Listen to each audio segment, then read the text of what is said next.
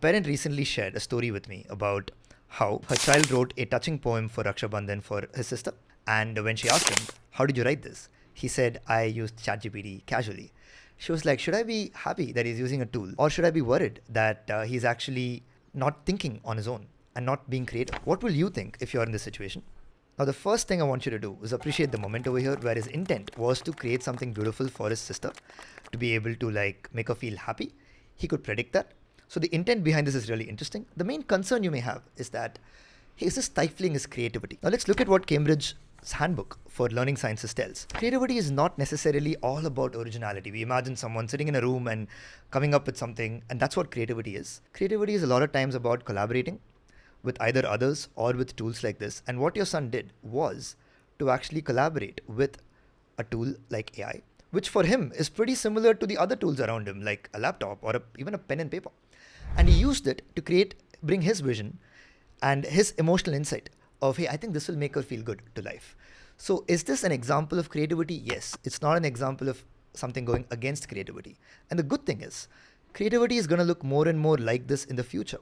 If you read Sal Khan's new book, Brave New Words, he talks about how in the future, people are rarely going to sit down and write this entire screenplay. It's more likely that they work with AI to create their intent and then review it a lot, create multiple options and then pick some, tweak it, give enough suggestions to it. They are operating at one higher level order of creativity, and it's in that sense, your son is taking the first step towards that future rather than being worried about, is he doing something that's stifling his creativity or stifling his development. It's actually a step in the direction. Now, the third problem you may think about is, hey, but what if this is preventing him from developing some of the cognitive skills like writing, coming up with his own vocabulary, being able to think through and take the effort to write a thing on your own, which is more effortful, you're right. And the answer to that is, you are right, okay?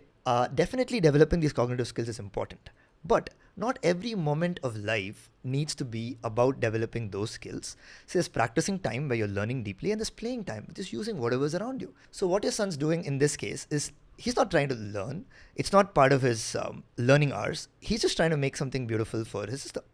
So in that moment, he's using the tools around him really well. How he should develop those skills, like deep cognitive skills, can be addressed in structured environments, like if you're in Stay Curious through us, or in whichever environment he's in, where maybe there are assignments specifically designed to help him develop his cognitive skills. The last question you may have, or concern you may have is, hey, great, it's better for his creativity. His cognitive skills will be addressed in a different place, and that's totally fine. What should I do? How should I react to this well? And this is the interesting part for me, actually. The first step, I would say, is appreciate it genuinely. Not appreciate it like, oh wow, this is good for you, like it's going to be better for your future, but just like, hey, that's so cool. That's actually pretty cool, because I do think it's pretty cool. The second thing is to express genuine curiosity for how he used AI, the details of it. Not go like, oh, how am I supposed to deal with this now? But more like, hey, what did you do? Hey, did you submit, did you put a draft and then get it tweaked?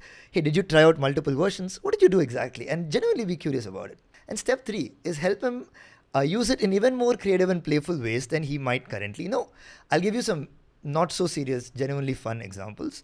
Hey, one example could be, hey, what if this poem was written in the tone of a superhero of yours that's famous, that you love? Maybe it's Batman, or maybe it's even a character that you like. Or maybe it's like a Christopher Nolan script. If this poem was written that way, what would it sound like? Give that prompt and see what comes out. Another angle you can take is, hey, which emotion did you want to provide in the previous poem?